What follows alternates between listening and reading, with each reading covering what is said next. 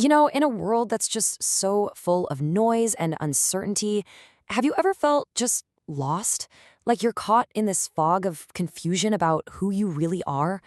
Well, today we're going to start a journey to lift that very veil, to explore one of the deepest questions we can ask. What is the true nature of the self? I mean, of course you have, right? It's that awful feeling of being completely torn in two. Your head tells you one thing, your heart screams another, and you're just stuck. It's a deeply human feeling, and in that moment, the path forward can seem totally, hopelessly blurred. And this timeless crisis, it's actually the setting for one of the world's most incredible conversations. Imagine this: a famous warrior, Arjuna, is standing on the brink of a massive battle. But when he looks across the field, he doesn't see enemies. He sees his family, his teachers, his friends. And in that moment of truth, he just breaks down, completely paralyzed by the storm inside him. And this is the very first piece of wisdom he hears. It's not an order, it's not a command. It's a gentle but direct challenge to his entire worldview. It's suggesting that the source of his pain isn't the situation itself, but the very way he's looking at it. And that's our first big clue. So, this brings us to the real heart of it all. The reason we feel so conflicted, so lost, is that we are looking at the world, and maybe more importantly at ourselves, through a powerful but very subtle veil of illusion. In ancient wisdom, this illusion has a name: Maya. Now, don't think of this as some kind of magic trick or sleight of hand.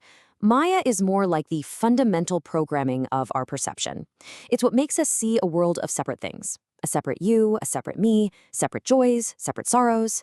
And it's this feeling of separation that gives birth to all our attachments and, well, all our suffering. This verse just explains that feeling perfectly. I mean, have you ever felt like you're just a passenger in your own life? Like you're being moved around by moods and habits and things that feel totally beyond your control? That's the feeling of being turned by the gears of this great illusion. It's not that we're powerless. It's that we're acting under a kind of spell we don't even realize has been cast.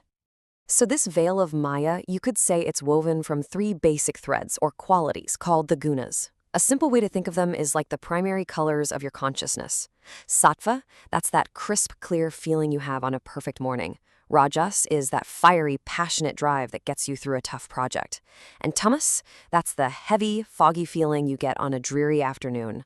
Our inner world is just this constantly shifting mix of these three forces, and they color everything we see and feel. Okay, so if our everyday experience is colored by this constantly shifting veil, then what's behind it? This question brings us to the core of our whole journey, discovering the one thing about you that never, ever changes: your true self. And here it is. This is the crucial insight. All of our suffering, just like Arjuna's on the battlefield, comes down to a simple but really profound case of mistaken identity. We think that we are our thoughts, which come and go. We think we are our emotions, which rise and fall. We think we are our bodies, which are always changing. We get so caught up in the temporary drama of our lives that we forget about the silent, permanent essence that's just beneath it all. Look at this. It lays out the two identities perfectly. On one side, you have the ego. That's the character we play in life. It's temporary, it's always changing, and it's completely defined by its experiences. But on the other side, you have the self, or the Atman. It's eternal, it's unchanging, and it's not in the experience, it's the witness to the experience. It's the silent awareness that has watched every single scene of your entire life. The whole path to peace is just learning to shift our identity from the actor who's lost in the play to the calm, serene audience that's just watching. Now, this all sounds pretty profound, but the real question is, how do we actually do that? How do we start to peek behind this veil of Maya in our own lives? Well, this ancient wisdom offers three really practical keys to unlock that clarity. And these aren't just concepts to think about. They are actual practical steps you can take on the path to freedom. Each one is a practice that helps us untangle ourselves from those threads of illusion and gently guides us back to the deep, unshakable peace of our true self. So our first key is all about redefining our relationship with action itself. It's not about doing nothing. It's about finding a brand new kind of freedom in all the things you do every single day. So what does this actually mean, to relinquish the fruit? It means you pour your whole heart, all your energy and skill into your work, your family, your life, but you completely let go of your attachment to the results. You unhook your sense of peace from whether you succeed or fail, whether you get praised or blamed. Your entire focus shifts to the action itself, right here, right now, not its reward. And in that, you find this incredible, unshakable freedom. Okay, the second key. This one is an internal practice, a really radical shift in your awareness. It's all about learning to become a calm, detached observer of your own mind. This is a total game changer. Think about it. When a powerful emotion like anger or sadness comes up, instead of being completely swept away by it, you practice taking one step back and just watching it. You say to yourself, there is anger. You observe it without judging it, almost like you're watching a dark cloud drift across a huge open sky. And when you do that, you discover that part of you, that undisturbed point, that's the sky itself. It's never actually touched by the clouds passing through. That's your true center.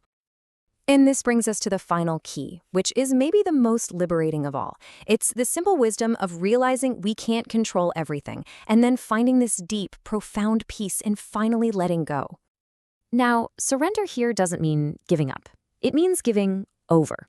It's finally putting down the exhausting burden of trying to manage the entire universe all by yourself. It's a profound act of trust. Trust in life, trust in a higher power, whatever that means to you, that allows all your anxieties to just dissolve into a kind of peace that your own struggling could never, ever create. So, as we bring all this together, what does this ancient wisdom really mean for us, right here, living in our busy, complicated, modern world? How do we take this clarity from some ancient battlefield and bring it into our own lives? And that's when we realize every struggle we face, every conflict that seems to paralyze us, is just a reflection of this one inner battle.